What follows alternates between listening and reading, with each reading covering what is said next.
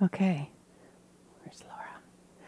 Good evening, good afternoon, whatever time it is. I'm so blessed to be here with you and so in the joy of what we're doing here. And I would love to talk to you today about children. Children are a big part of my life, having 3 of my own. Children are a big part of the consciousness that I want to talk about today, because I really believe that they are where we are trying to go. They already are there. I would like to talk to you today about how I got my talk title, because there's a real trust involved with that. I was coming back from the convention in Orlando, which was so well organized and just so amazing. You have no idea.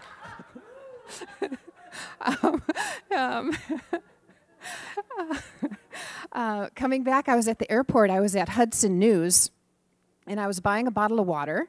And as I bought the bottle of water, I was thinking about my talk title. What is my talk title? I know what I want to say. I don't know what to call it. So something told me to look past the cashier at the counter, and I saw exactly what I wanted my talk title to be. And this is what I saw. A box of good and plenty. And I'm like, good and plenty consciousness. That's what I'm going to talk about. And not only good and plenty, but there's plenty of good. I think it's a home run when you can switch the words and they still mean something powerful together. So my talk title is Good and Plenty Consciousness. And I'm going to start and end with children because they got it going on there. So I recently, as of last week, stepped down from being the youth and family director at my center. And that was my position for 9 years. So a lot of joy went into that, a lot of excitement, a lot of passion, a lot of growing. So much love went into that. And it continues because my center is my center, but it's kind of a wonderful thing to pass the baton to somebody else who loves children the way that I do, and to have an opening to fill with other things that I'm stepping into. So, and stepping down from youth and family director was a powerful decision for me, and wow. It's just amazing because my car just goes to the little house on Sunday that I need to be at, and then I'm like, oh, I don't even have to be there tomorrow. What a strange feeling that is. I get to choose to sleep in or to do other things. I can be in the sanctuary. Wow. But the kids, when they go by, when they go on stage, when they do their messages, when the leaders do their messages, I will embrace them with so much love, because that is such an amazing place where my heart resonates with theirs, and it always will. A couple of the kids I'd love to tell you about, if I may. We had this little boy named Anthony who sticks out as one of the most precious of stars in my career as youth and family director. And one day we were sitting in circle time, and I was asking the children, ranged in age from 4 to 8, where's God? To you, where's God? And Anthony, a little background on Anthony. Anthony was a 4-year-old, adorable little boy with big brown eyes. And he was being raised by his great-grandparents. Not his parents, not his grandparents, his great-grandparents. And they were quite elderly and quite slow moving, and he was quite energetic and wow. So there was a lot of compassion that circled that family right off the bat. And Anthony, he came to church every Sunday in this beautifully ironed, buttoned-down, collared shirt. And this little boy was just so precious and so proud. And this one particular morning when he was asked where God was, Anthony raised his hand and he said, oh, God is in my pocket. And you are so right about that. You are absolutely right about that. God is in your pocket, and you have it with you all the time, don't you? And he said, yes. It was just so cute. So I always think about that. God is in all of our pocket. It's an invisible pocket, but it's a pocket. That means it's always right here to to bring out and to know that that's inside of us. And he knew that. He knew that. He didn't have to be led there. He knew it. It's just where he lives in his own mind. Another little boy I'd like to tell you about, his name is Jonah. And his mother gave me permission to tell this story because she's very proud of it. He's another little 4-year-old boy, and while I was watching the children one particular Sunday, he happened to have a collision with a little girl, and they just bumped into him. But the interesting thing about it is she's crying. He had no idea what he did. Sounds like my husband. It's like, Jonah, you are just like my husband. I have to tell him what he does too. So I came over and said, honey, did you know that you knocked into this little girl? No, I didn't know. So, well, we need to do something about this. Do you look in her face? Does she look happy to you? And he's like, no. She was crying and sniffling, and he hurt me, and he knocked into me. And so I said, well, what are we going to do? And he looks at her without me saying anything, and he says, Amy, I'm so sorry. So I said, well, that's a great place to start. Saying sorry is really important, but we need to do more than that. We need to ask her if there's anything that we can do to make her feel better.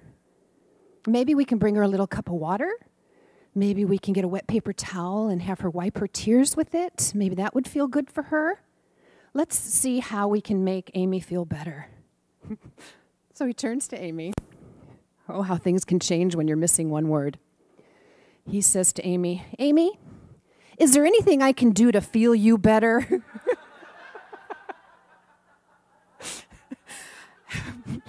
And, he ended up getting her a cup of water. And it was a really cute story, and his mother loved it. That's my boy. But the point of that is that we do that a lot, too. How many times does God try to bump into us and we ignore it or don't even know it's happening? I know for me, it's a lot. And if I would notice and be with and be present for God in that way, I know that I will always be present. And the point of this story and me telling you is not how can I feel you better? How can I feel God better? And to me, that's a call to spiritual practice. It's a call to go inside and say, you know, God, you are my beloved. You are my love. You are my guidance, my intuition, my inspiration. All those beautiful God qualities that we talk about, they're not out here. The children know that they're in here. They know, they get it. They don't live long enough yet to learn otherwise, like many of us have. So there's a quote from Ernest Holmes I would like to share with you about children. We must become as little children. How we long for a return of that simple trust in life which children have. In their minds, there's no doubt. They have not yet been told that they are destitute of divine guidance and spiritual life. The life of a child is lived in natural goodness. God is natural goodness. The prison walls of false experience soon build themselves into barriers shutting out the light, and the child grows into a man, often losing his sense of that inner guide, leading his footsteps aright. The consciousness of a child, good and plenty. I am sure we all know children who know that they can have what they want. There's just, babies come into the world immediately getting their needs met, right? And that is very strong up in a point of time in child development where we start understanding that there's other things going around than just our desires. But I want to go to that time where children are so intentional and so strong in their, I'm going to have that. And I'd like to introduce you to a family that lives next door to me. They're an amazing family. The kids are just brilliant. The first person we met out of our neighbors was their dog. They have a little white boxer named Hiccup. and Hiccup would just show up at our door. He'd be there, doo-doo-doo, just tilting his head in our stained glass window where we can just see his cute little face. Like, who is that? Let him in. He loves my 2 labs. They play, they run, we have become so close that we co-parent. We have shared custody of Hiccup. He sleeps with us. We just love him so much. Well, we met him before anybody else. Next thing you know, a little girl comes over. Her name is Kendall. And this little girl taught me a lot about consciousness. Kendall rang the doorbell with her 2 accomplices. She has older brothers. They rang the doorbell, and I opened the door and saw these 3 beautiful children there. I'm like, hi. And they were holding flowers. And I was thinking, how sweet. They're bringing me flowers to get Hiccup back home. No, we have some flowers. Do you want to buy some? Sure, absolutely. I'll go get you some money. And, I came back and gave them a couple dollars each for these beautiful flowers. Said it was nice to meet you. Are you Hiccup's family? Yes. Oh, good. So we'll see a lot of each other. We love Hiccup. So I closed the door, went to the bedroom, and said to my husband, honey, I think we just bought some of our very own flowers. They picked our flowers, came to the door, and sold them to us, and this was only the beginning. Only the beginning. Oh, my gosh. Next thing you know, our fruit is going right and left. The lemons are off, and they're having lemonade stands. Like, I go there and buy it. It's brilliant. Until they wanted $3.50 for a little pixie cup of lemonade. What else? Oh, my gosh. They had an art sale one day. We were walking down the street, and they scribbled color crayon on the rocks. And so we walked over to them, and we found one that we were, interested in. And my husband, Matt, says, how much is that one? And Kendall, with her consciousness, says to us, $100. We're like, whoa, we hope you get that. And we kept walking down the street. Very, very amazing young lady. Good and plenty consciousness. And, the last thing I'll tell you about Kendall is that she fell in love with my Christmas cookies that I make every year. And this girl loved them so much that she would just come over and ask for them. Can I have a cookie, please? That's how she said it. Can I have a cookie, please? Oh, she was so cute. Always dirty, always in the dirt with her brothers. So cute. So she fell in love with my Christmas cookies. And gave her cookies, and then I could see her wheels turning. She wanted to come back and figure out how she can get more cookies because she really liked it. It was good, and she wanted plenty more of that. So click, click goes the little brain, and all of a sudden, Hiccup, who never once had difficulty finding my house, was coming over with Kendall to play. She would bring him over, and then she'd go, can I have a cookie, please? Of course you can. Then all of a sudden, she'd be bringing over my mail. She'd bring in the mail, ring the doorbell. Here's your mail. Did you want a cookie, honey? Yes. I really want a cookie, and I need one for my cousin, and I need one for my sister, and I need one for my 2 brothers, and I need one for my auntie who's over.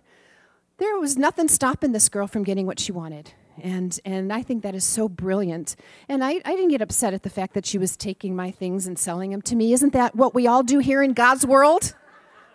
Every one of us does that somewhere. Are we going to get mad about that? No, I applaud the brilliance. I applaud the creativity.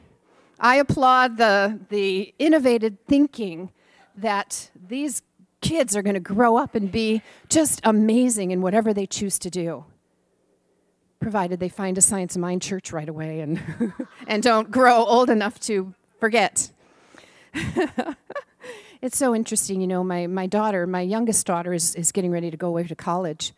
And when she went into high school, speaking about Science of Mind and kids, this is my proud moment, because when she went to a Catholic high school, and she had to get interviewed, that's a whole nother talk, but she had to get interviewed by the headmaster to be accepted in the school. And here she is, a freshman, embarrassed and awkward and uncomfortable, and she's having this one-on-one with the headmaster. And she asked me prior to that, what am I going to say when they ask what religion am I? And I said, honey, are you Catholic? She said, no. So I said, well, what are you going to put down then? Who are you? And she put down Science of Mind. So the headmaster looks at this application and says, what is this this mind of science. And my daughter looked her right in the eye and said, it's where we see God in all people. That's what it is. And it said, science of mind. The pride. The joy in her knowing who she is and being in a Catholic school for 4 years. And she's really solid in who she is. So it was really, really a wonderful thing for her. So, what do we do when we're not feeling in the good and plenty consciousness? How can we get back there? What does that mean for us? Where can we go with that? Well, when we're in a challenge or a struggle or a lack of consciousness, whatever it is, I think the important thing to do is to move through it. I know for me that I make this motion that it comes in me, through me, and out. It doesn't come this way. It goes this way. So out of me comes seeing past whatever that is. Seeing from the end like children do. I just have to have that. Figuring out how is not as important as knowing what I want. I see past the challenge, move through it, keep moving, keep moving, keep moving until I am actually where I see myself to be in the desired place and turn away from the undesired place. And it's, I also sometimes think about an airport. It's an analogy for me that when I'm stuck in something I don't want, I take off. Just like we do in an airplane. Take off. What happens next? We cruise in high altitude with a higher view of whatever was going on down here. And when we cruise at that higher view, we get all kinds of inspiration and all kinds of guidance and all kind of, come on, let's do this together. And then we land in a new place. No one goes to the airport to not go anywhere. I go to my inner airport when I need to land in a new place. One of my favorite bumper stickers I've ever seen is, when you're going through hell, keep going. Nobody's asking us to stay there, right? So, we get back as quick as we can. Get back as quick as we can, because in that good and plenty consciousness, we know that there isn't anything to keep us from what we want. Just like Kendall. Nothing to keep us from what we want. And I have one more quote that I would like to share with you from my heart to yours. As Rumi says, the sky can only be reached through the heart. So please know that God is always in your pocket. Please do your work to feel God better. And to know that because of you, I got to touch the sky today. Thank you so much. And so it is.